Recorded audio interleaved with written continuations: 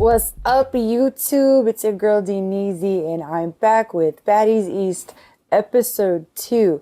Now, both episodes have been insane, but I love every single bit of it. And if you're enjoying my commentary so far, please hit that subscribe button. The faster you guys subscribe, the faster I can get better equipment and make better videos. Now let's get on with the show. So last week we left off with Anna Mac and Scotty fighting for what seems like an eternity. And Scotty is losing so bad that even Natalie tries to get in the fight and tries to rip Anna off of Scotty. And Scotty looks so bad. She looks like she got hit by a bus. All her tracks are going different directions. Her face is just about as red as Anna Mac's hair. And I'm still confused as to how. Just how did you get beat up by a little chihuahua when you're that big, supposedly that athletic? Like, it really makes no sense. And I was hoping that the captions would tell us what Natalie started whispering in Scotty's ear. And it didn't. But I can only assume Natalie was just like,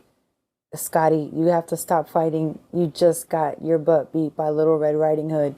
Please stop embarrassing yourself and embarrassing me too. And I love how 1 second Anna Mac is on the couch dancing and celebrating and teasing Scotty, and then you cut to the next second and she's just taking big pumps out of her inhaler because the girl got asthma. So Anna is saying that she can't breathe and that she doesn't want to fight anymore. But did you guys notice how she said that she was going to continue to sleep with whoever is Scotty's man every day? So is this what the fight is really about? And who exactly is Scotty's man? It better not be who I think it is, because, well, first of all, I just want to say this is not a gossip or blogging channel. This is an educational channel, but I do snoop around and read the blogs. I just don't report it. But in this case, for analytical and educational purposes, I do have to say that Stunner Girl has been on live exposing certain things about Zeus and the CEO. And one of the things that she said was that if you see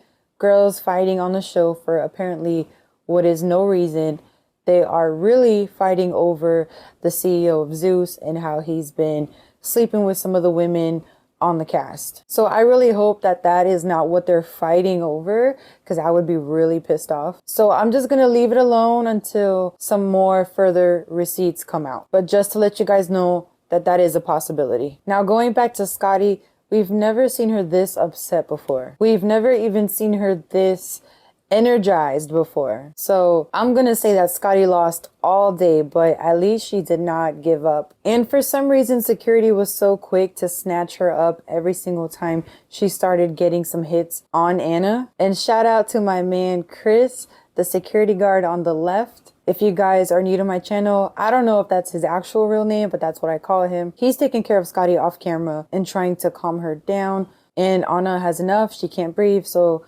finally, she leaves. We go back to Natalie at the table with the girls, and they start talking about how Anna Mac was the one bullying Scotty online, and that Anna is calling Scotty the bully just because she is a lot bigger and taller than her. And I think Anna for sure is an instigator.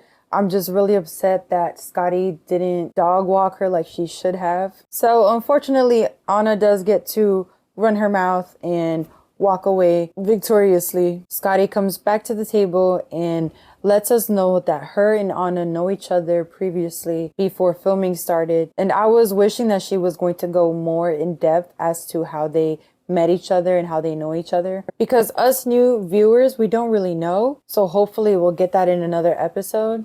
And really quick, I just want to make a PSA to please stop auditioning to be on Baddies, because you have to clearly know somebody who knows somebody to get on the show. So I feel bad for all the girls that go to the auditions and give Zeus free content when Zeus knows that they're just gonna cast friends and family. Or if you're internet famous like Whoa Vicky. But I think Whoa Vicky was actually really funny in this scene. And I think that Natalie can also see how funny Whoa Vicky is. So Natalie had Whoa Vicky repeat all of that mess that she was talking about before Scotty got to the table in front of Scotty's face. And Whoa Vicky caught herself trying to backtrack and she started talking about God, which had me dying. And she was just like, but I also said, y'all are both beautiful women of God.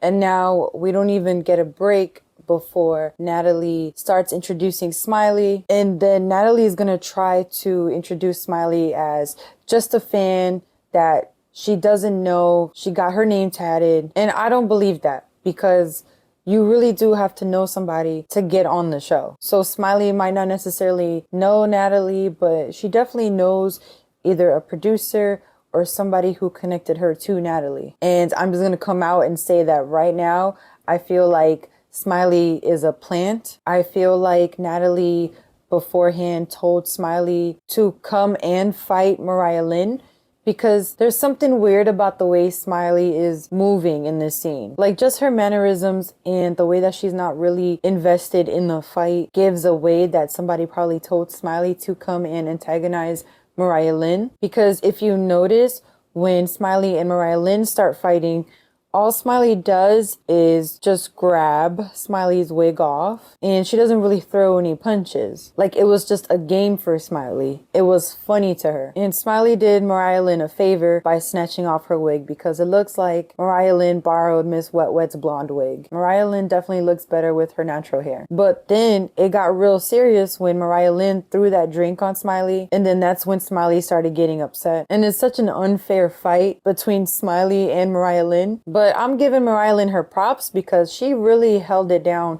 for a girl her size. Mariah Lynn was throwing real actual punches. None of them probably hurt, but you know, she wasn't grabbing at Smiley or pulling her hair. She was throwing real punches. And then she started singing Jigglypuff. Had me cracking up. Oh my God. Mariah Lynn can really roast and run her mouth, but I can't believe that Smiley still has Mariah Lynn's chain in the confessionals and that Mariah Lynn still hasn't gotten it back.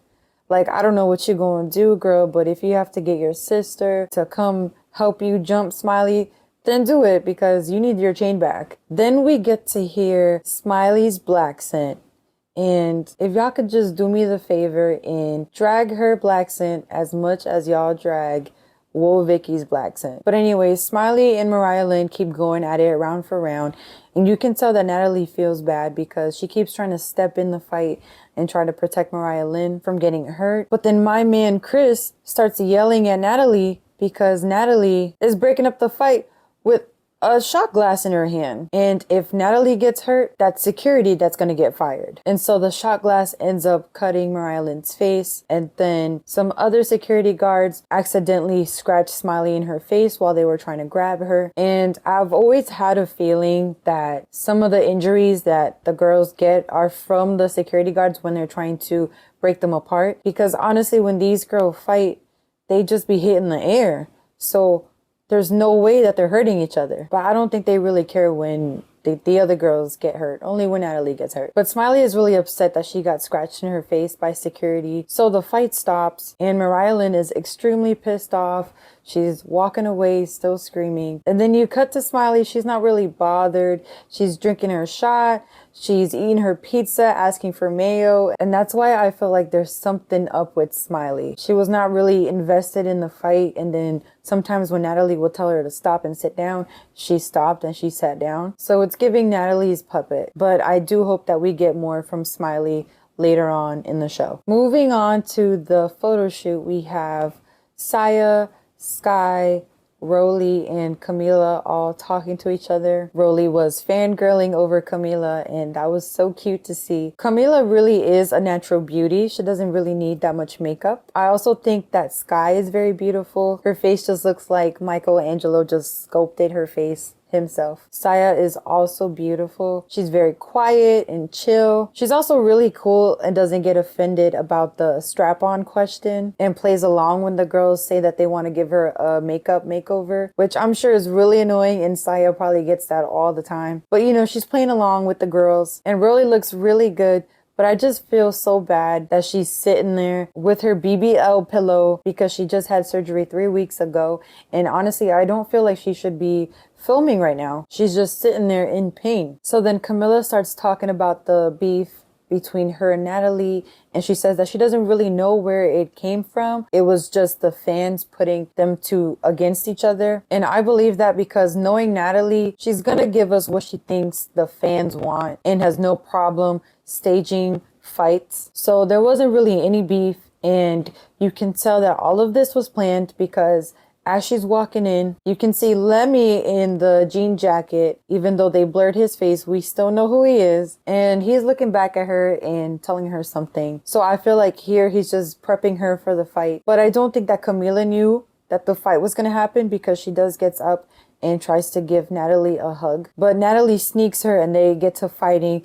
And they're almost trampling the poor makeup artist. Now Camila quickly gets back on her feet and starts going toe-to-toe with Natalie. I don't think that there was a real winner in this fight, but Scotty's trying to say that it was a boop-boop.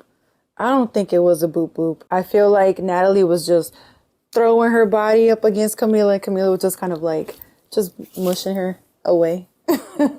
But when Natalie really started swinging, she did have rings on both of her hands. So she gave Camila a little knot on her forehead, and that's why Camila was like, I need to go look at myself in the mirror right now. But they really didn't fight that long, and then they sat down and had a conversation. Natalie is saying that there's just so much money that her and Camilla can make together. They shake hands and couldn't stop hugging each other. So good for them, even though from what I can see, Natalie staged the whole thing. This was just for a promo shot. And so the photo shoot didn't even get to happen. But apparently, guess who we see? Stunner Girl was sitting there the whole time, and I'm sure that they made a last minute decision to edit Stunner Girl out of there because you can still hear her voice talking to T, and that's when T says that she didn't get to take any pictures. So this is for sure the last time that we're going to see her. So that's the end of the episode, and then for the previews for next week, we get the girls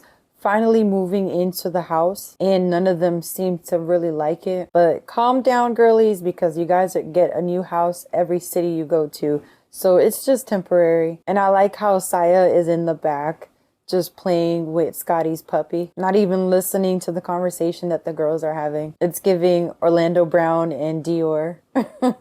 Next, the girls are in the sprinter, and there's some confrontation between Tasiki, Krishan, and Wolvicki. It seems like Wolvicki liked some tweets that were saying bad things about Krishan, but Wolvicki swears that she didn't intentionally like those tweets, which I don't know how you unintentionally like some tweets, but whatever. Krishan then decides to throw what looks like a cup of yogurt at Wolvicki, which is stupid because number one, you're pregnant. Number two, Wolvicki is not going to hit you because she's not a fighter.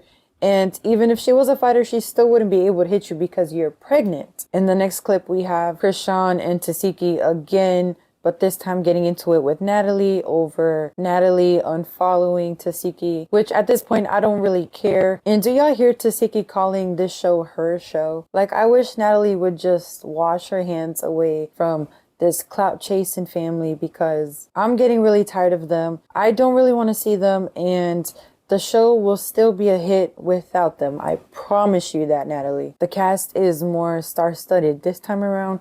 So just let them go. Just let them go. And that's it for my review and analysis of episode 2. Please leave your thoughts in the comments and stay tuned for episode 3 by hitting that subscribe button. I'll see you in that video. Bye.